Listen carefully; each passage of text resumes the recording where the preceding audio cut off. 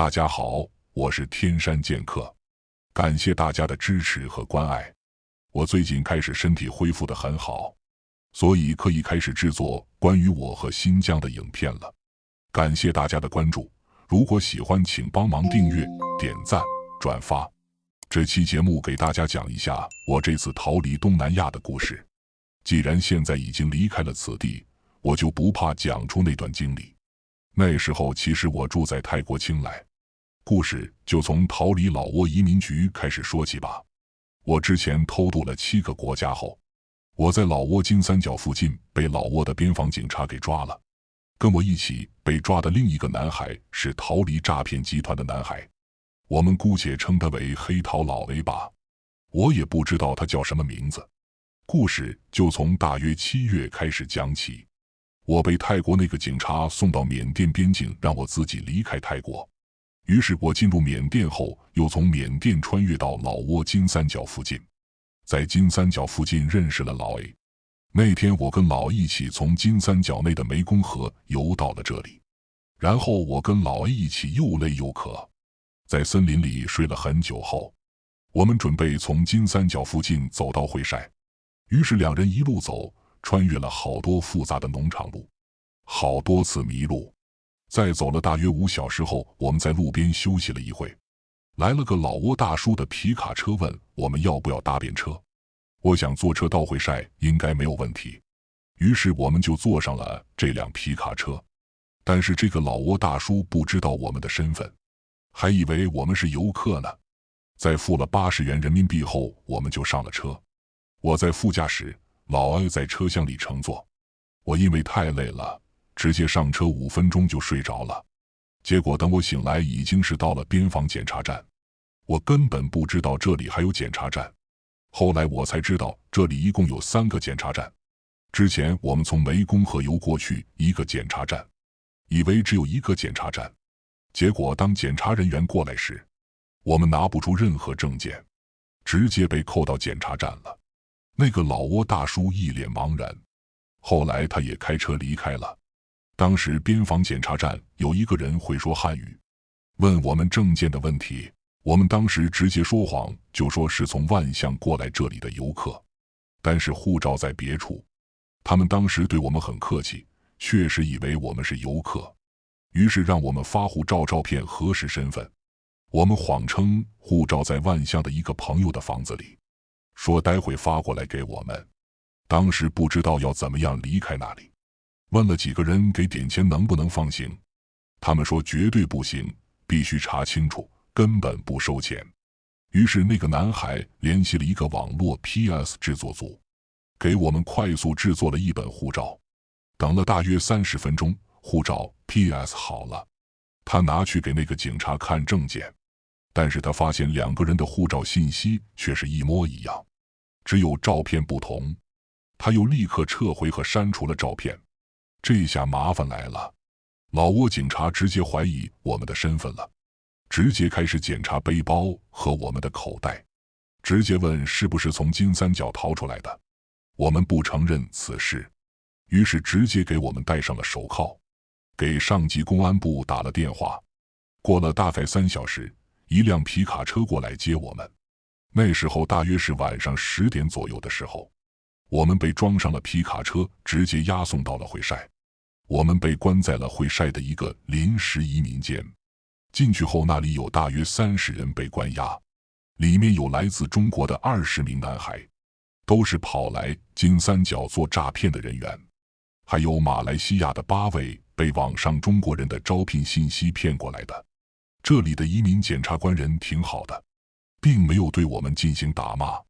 当时我身上带了2部手机，到这里后又进行了1次搜查。在检查站他们只是搜查了我们的包里有没有武器，所以并没有扣押我们的东西。实际上我当时身上有1万元现金人民币，我在那里就把人民币分成2部分藏在了鞋垫底下。到了移民监，我一下车就把1部手机顺手藏在了花坛里。过了一会，当他们知道我们没有任何证件后，立刻对我们的所有物品进行了检查并扣押，然后告诉我们不要做任何抵抗，告诉真实身份，立刻送你们到你们所在的国家的边境口岸。但是老 A 并没有告诉他自己的任何信息，而我作为新疆人，我更加不可能告诉他我的身份信息，因为在外面尚且有一线生机。如果被遣送回到中国新疆，我只有死路一条，我别无任何选择。于是我也不说我来自哪里，那个警察就很明确地告诉我们，如果不说，最后的结果就是被送去缅甸或者柬埔寨。这就是现实，老挝不可能放你离开，这就是他们的职责，他们作为警察守护着他们的国家。我们是非法入侵。他说遇见他确实是我们走运，否则你们会被立刻卖到柬埔寨或者缅甸。当时他确实很好，给我们按时点餐，到了移民间给我们解开了手铐，告诉我们千万不要怕，你们也无法跑掉。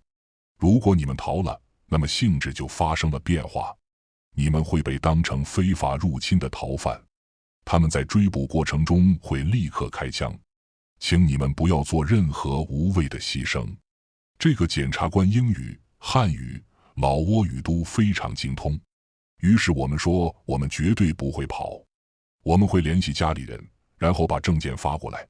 于是我们问会在这里被关押几天，检察官回复，如果1个月内拿不到任何证件，我们的后果会很惨，他也没办法解决这个问题。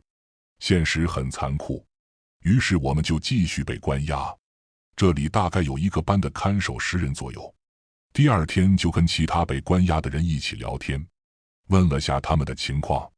来自中国的大约20人都是自愿来诈骗公司上班，在家里因为赌博或者网贷都是没有钱了，想出来赌一次而选择到诈骗公司上班的，年龄大概17岁到30岁的都有。其中4个人是被欺骗过来工作的，告诉他们是网络客服，如同中国淘宝网上的客服这种工作。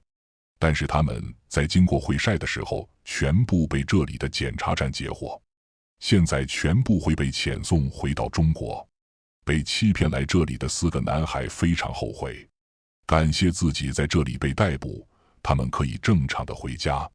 他们终于知道他们走上的是一条不归路。关于马来西亚的那8名被逮捕的青年，其中2个是女孩，6个男孩。他们说因为 COVID-19 在马来西亚无法工作，就来这里当客服，结果是诈骗集团。他们立刻联系了马来西亚大使馆，大使馆立刻派人过来给他们办理了手续，很快会送他们回到马来西亚。他们倒是没有任何担心的，感觉跟旅行一样，又说又笑的。然而中国的这4个男孩也试图联系中国大使馆，结果得到的答案是，这种事不在他们的管理范围之内，根本就不理睬他们，让他们自己解决。当你在海外遇到危险时，请记得你身后有个伟大的祖国。这句话我想这4个人会终身难忘。在这里大家都是举目无亲，老这个人给我的感觉应该是在中国犯过什么案件，所以老告诉我他绝对不会回到中国。大家一起在外半路认识也很有缘分，但是都知道一个规矩，不会乱问彼此的信息。